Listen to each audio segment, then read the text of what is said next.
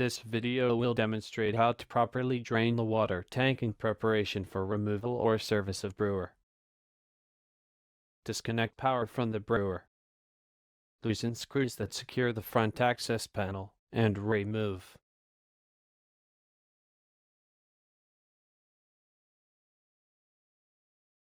Remove drain hose from brewer.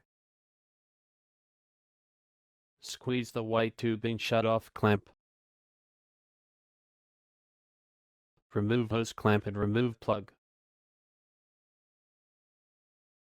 Release the white tubing shut-off clamp to drain water from tank. Place the end of the drain hose in a container that has a minimum capacity of 8 gallons or 30 liters. When tank is empty, close the white tubing shut-off clamp and replace the hose in the brewer. Repeat steps for dual brewers.